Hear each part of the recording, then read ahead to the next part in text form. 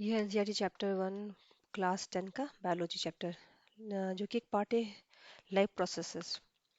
तो life processes में एक पार्ट आता है न्यूट्रिशन और हम डिस्कस करने वाले हैं ह्यूमन डाइजेस्टिव सिस्टम से। तो इस पिक्चर से ही हम समझते हैं पूरे चैप्टर को। ह्यूमन डाइजेस्टिव सिस्टम का पार्ट स्टार्ट होता है कहाँ से? माउथ से।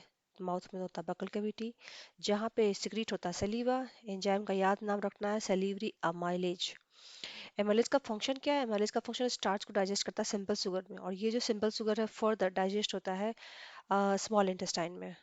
तो मुंह में यदि पूछे कि इसका डाइजेशन होता है तो सिर्फ और सिर्फ कार्बोहाइड्रेट का होता है, प्रोटीन नहीं, फैट नहीं, कुछ नहीं, क्योंकि वहाँ पे दूसरा एंजाइम है ही नहीं।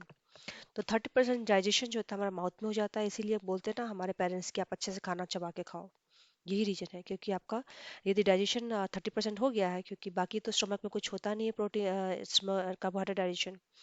तो अब ये आता है इसोफेगस में, जिसको फूड पाइप भी बोलते हैं। This is also called food pipe. Okay, already यहाँ बहुत लिखा हुआ है, मैं ज़्यादा लिखना नहीं चाह रही हूँ। अब आते हैं स्टोमक में। स्टोमक में आपको याद रखना कि स्टोमक में कार्बोहाइड्रेट का डाइजेशन नहीं होता है, सिर्फ और सिर्फ प्रोटीन का डाइजेशन होता है। तो स्टोमक में आके होता क्या है? स्टोमक में ग्लैंड होता है, जो गैस्ट्रिक ग्लैंड ग्लैंड बोलते हैं।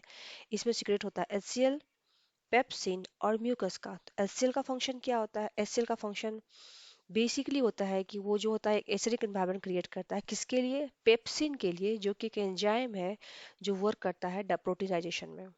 ठीक है।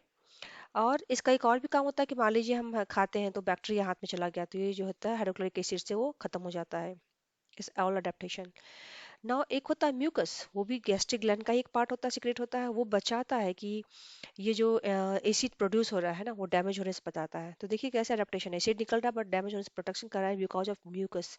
यही ये म्यूकस खत्म हो जाए तो अल्सर हो जाता है। चलिए, ये तो बात हो गई हमारा स्टोमक का। अब पार्ट आता है कि ये जो आगे पास होता है यहाँ पे स्टोमक से एक आगे, आपको यहाँ पे देखिए जो स्फिंक्टर होता है, एक छोटी सी रिंग जैसा मसल होता है जो कि कंट्रोल करता है फूड को स्टोमक से स्मॉल इंटेस्टाइन में। अब स्मॉल इंटेस्टाइन में क्या होता है? दो ऑर्गन का नाम याद रखना आपको, लीवर और पैनक्रियाज। ये अपने अपने जूसेस को स्मॉल इंटेस्टाइन में डालते हैं। अब देखिए, पैनक्रियाज से सिक्रेट होता है पैनक्रियाटिक जूस, जिसमें होता है पैनक्रियाटिक अमाइलेज। अमाइलेज मतलब फिर से याद रखना है कार्बोहाइड्रेट का डाइजेशन के लिए। एक ट्रिप्सिन जो कि प्रोटीन डाइजेशन करता है, और लाइपेज नाम से ही लग रहा है लिपिड डाइजेशन करता है।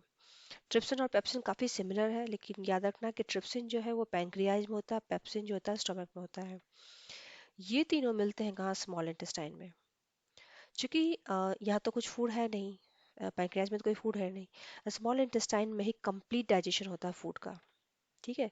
क्योंकि यहीं पे हमारा बाइल आता है, जो कि जैसे सोप काम करता है तेल